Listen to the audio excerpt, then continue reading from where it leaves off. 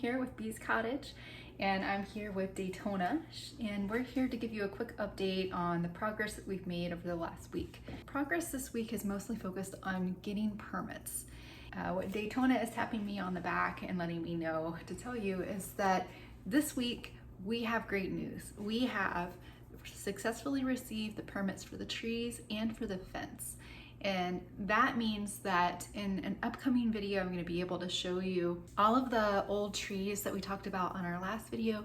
Those will be taken out, and then the new fence will be going in. So I'm really excited about that update. The other thing that I worked on this week is the drawings for the renovation that is needed for the upstairs deck and the staircase. That is needed for the permit set. And so I've been working really closely with an architect so that way I can have the drawings done correctly and submitted with our application for that permit. Once that's done, I already have the contractor already picked out, and we'll be getting that project underway hopefully sometime this fall. And that will be a huge help, because here in the kitchen, that is actually the roof structure of the kitchen. And so at a later point, I'll go through and I'll show you some of the challenges that I faced here at Bees Cottage, specifically related to the deck. Also, we'll talk a little bit about why I want to add that exterior staircase, not just having the interior staircase to access the upstairs. So that's all happening. In the meantime, while we've been waiting on all of that to complete, to be able to actually do some of these bigger projects, Nikki and I have been hard at work upstairs. And we have spent a lot of time this week finishing up smaller painting items that have been on our bucket list for a while. That includes finishing painting some of the trim in the upstairs living room and upstairs bedroom. The bedroom I call the yellow bedroom because it used to be bright yellow. And then also working on finishing the touch-ups in the dining room. That ended up being a much bigger job than I anticipated, and you're gonna see why. So I'm going to go ahead and I'm going to give you a quick tour of what we've done so far.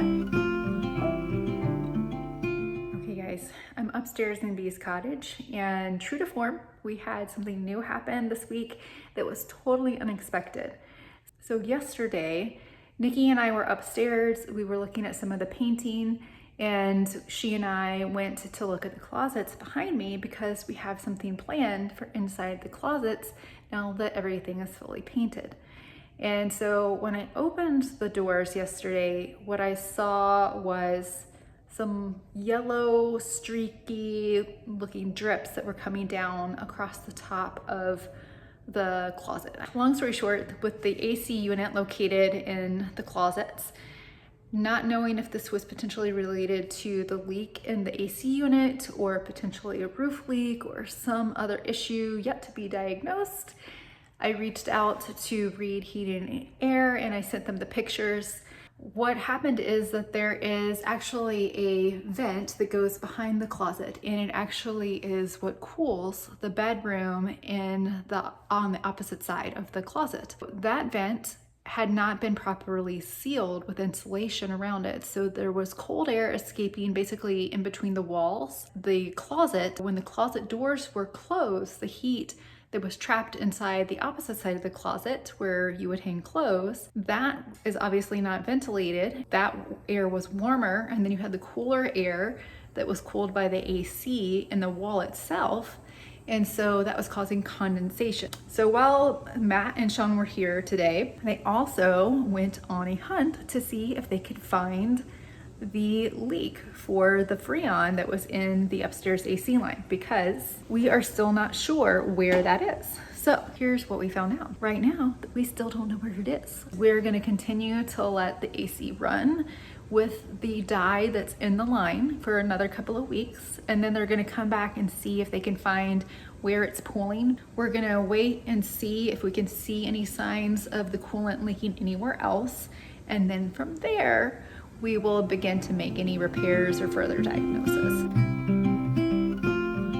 Okay guys, I'm up here in the upstairs of Bees Cottage, and you can see this is a closet, and you can see the condensation that has started forming, and it comes in these brown streaks. That's where the vent is. So we thought that was the culprit, just cold air leaking into the closet here.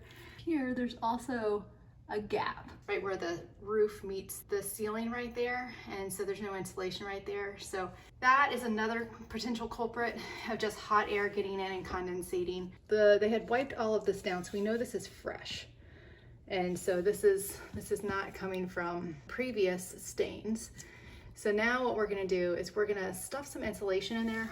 The concern is it's either the hot air getting in, or it is potentially a water leak of some kind in the roof, since this is basically the roof that's up above right here. So we want to rule that out. So I'm going to be stuffing insulation in here. Insulation is very kind of a very itchy material, so I have armed myself with some long sleeves and gloves, and I'm just going to get to it.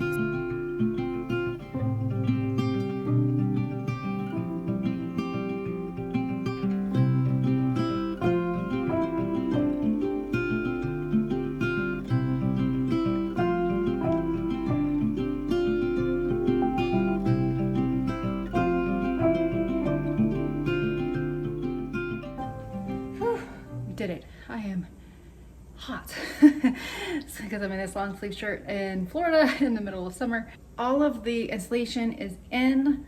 The walls have been wiped down, so I'm just going to close the doors up now, and now it's really just a waiting game. And what I'm looking for is a couple of things. One, I want to be able to see if when I close the doors, does any new condensation form. It's pretty humid because we've had a lot of rain over the last couple of days. The droplets form again. We can identify if it's ambient, or hopefully we've solved that because we've trapped enough of the hot air in the roof structure. If we start seeing droplets again, or if I pull out some of the insulation and I feel that it's damp to the touch, then I know, okay, there's something going on up there. I am also a little suspicious that it may be pest related because there is an odor that's starting to form. So I'm wondering if it may be a squirrel issue. I'm not really sure at this point, but anyways, we're done with this part, and we're gonna go ahead and we're gonna move on to some of our painting projects.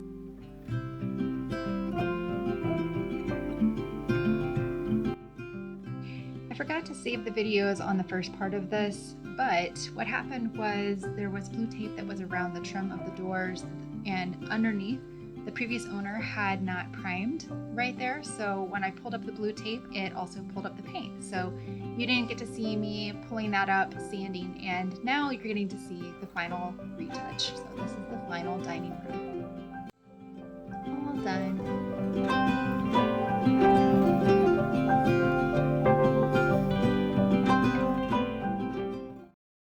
The dining room and the upstairs of Bee's Cottage is completely painted. It's received 2 coats of paint on the one wall that needed the touch-ups on it. And then around the edge, I went around and there was some bleed through from the white. And I just touched that up all the way around the room. And while that's drying, I'm gonna go ahead and start on my next little project. And that is basically, there was a cable port that was here at one point. And you can see there's still an HDMI that's running through the wall back here for something else. So we're leaving that be for now. But down here by the vent, that is where there was the cable port. I basically patched over that with sheetrock mud. And now I just need to sand that down and sweep everything up, give it a good clean. And then I'll be able to do some touch-up paint right there. Obviously I'll prime that because we want the paint to stick. That's important. So we'll prime it, let it dry, and then we'll paint that so everything blends in with the existing wall color.